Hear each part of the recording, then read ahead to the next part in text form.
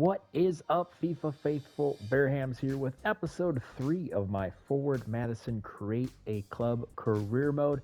And before we get into the month of August, starting off with a game against New York Red Bulls, let's talk about this summer transfer window as well as the games we played off camera. So far in this summer transfer window, there have been a lot of departures, and we'll start off with the goalkeepers. First off, Chris Brady going to Aberdeen.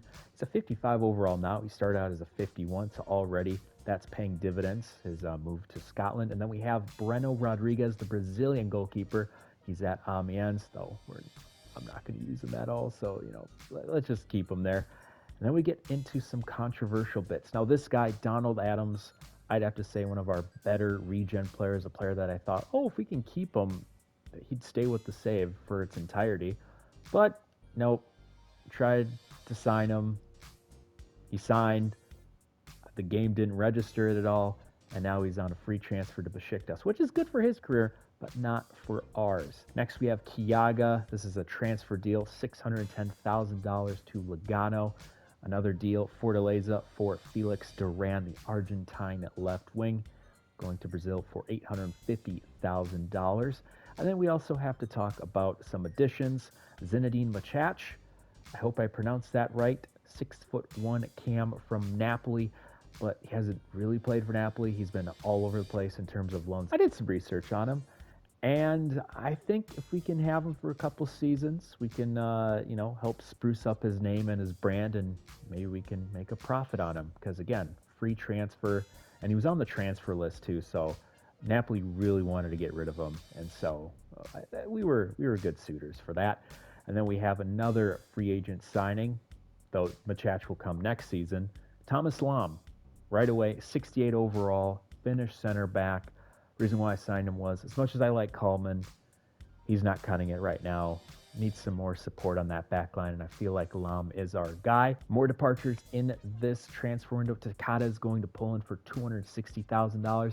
And finishing off, it's the Peruvian right mid, who is the backup to Chris Mueller. It's going to Sheffield United, of all places, for $2.4 million.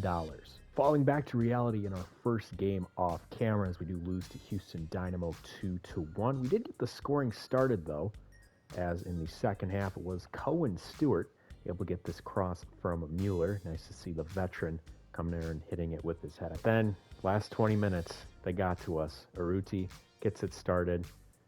Able to get the pass in from Darwin Quintero that just ricochets right off of Jackson.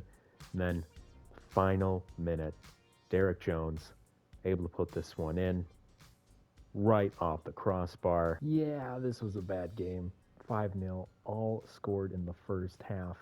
I don't want to go through the highlights. We'll just talk about it briefly. Yeah, Kevin Molino went off. Josh Zarda's got a goal. That's sad. 40th minute, the last goal scored, and it was the fifth one. It was one of those games where I looked at the clock. It was only 42 minutes in. I was like, you know what? Screw it. I'm going to bring in all the backups as much as I could bring in and just let the starters rest. Next game, we steal a point away from home as we draw against Montreal 1-1. And it was kind of a frustrating first half. We had a lot of nice shots on goal, and then they just scored in the 41st minute. And then I gotta say, one of the better saves I've ever seen in FIFA, Jose Jackson, just, I don't know what he did here. Like, it hit off the crossbar. He flinched. There's all this wide open space for Torres to do a 360 bicycle kick. And then out of nowhere, Jose Jackson just comes flying.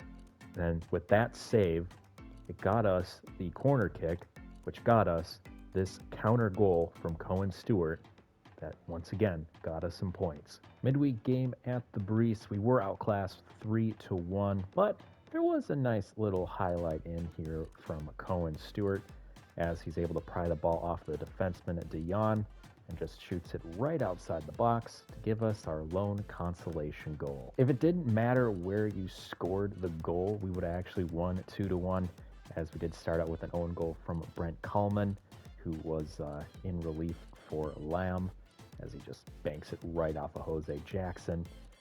And we do give up a goal in the 58th minute to double our lead, but once again, Cohen Stewart, the one bright light to this sequence of games, gets a goal once again. The bright news for this month is we didn't end on a low note as we did draw against DC United 1-1.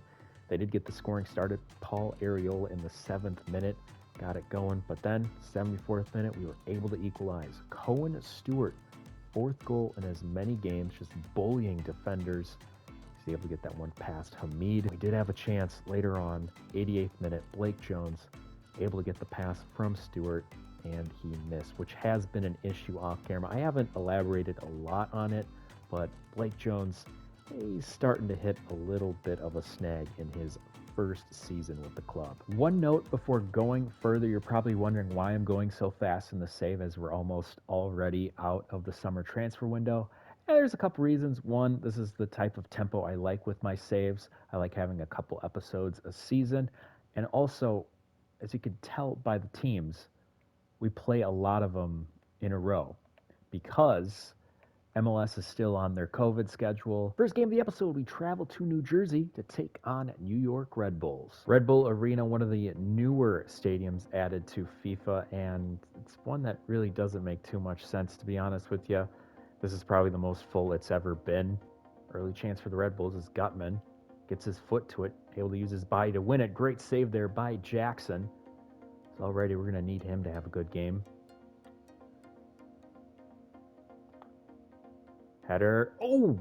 Wasn't quite cleared off the line, unfortunately, by Stewart. So that will be the first goal of the game, along with a nice header from a decent distance, too. Already down by 1 away from home, as there is the... Oh, no! Oh, we've been robbed. We have been absolutely robbed. As you can tell, that ball is still on the line. The funny bit is they don't even use goal line technology in MLS. It's just the VAR, and the VAR has... They don't have the best angles in the world, to be honest with you. Nice chance there by Blake Jones, who again has been having a little bit of a slump, but you know, that is expected from a rookie. You know, he's trying his best at a new position because remember, he started out as a right wing player, moved him in that striker because of his height and of his weight, and hopefully he can, you know, go to the weight room and add some strength to that. So maybe something on the counter here. Blake Jones can get a run on, which he does.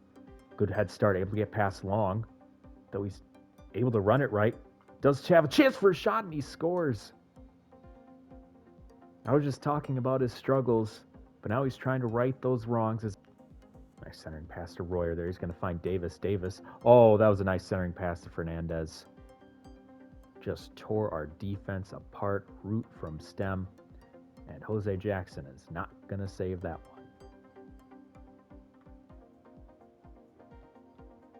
Oh, nice pass there by Jones. As that finds Mueller. Chris Mueller open, scores. Well done. Former Badger taking in the pass from the #1 overall pick. And once again, we have equalized. Nice tackle there. I don't think there's going to be enough time, though. As Cohen Stewart tries to start a counter, but the whistle blows. Quick simming the home fixture against Orlando City at Breese Stevens, and we are victorious. Mendoza with a late goal as Villalba gets the scoring started in the 34th minute. Though, oh, that's not good.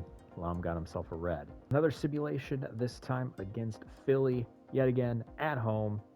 And we don't win this one, though, as in the later stages of the game, Davo with the game winner. Another quick sim to do take on... Oh, my God. Why do they have Mason Toy in the center mid role? That's interesting. He's usually a striker. And they probably should have put him there as the game ends 2-2. Mueller in the 88th minute to add to his goal total, gets the brace, and gets us the point at home. Last quick sim, I promise. It's against New England, away at Gillette Stadium. And after 90 minutes, hey, squeeze out the victory.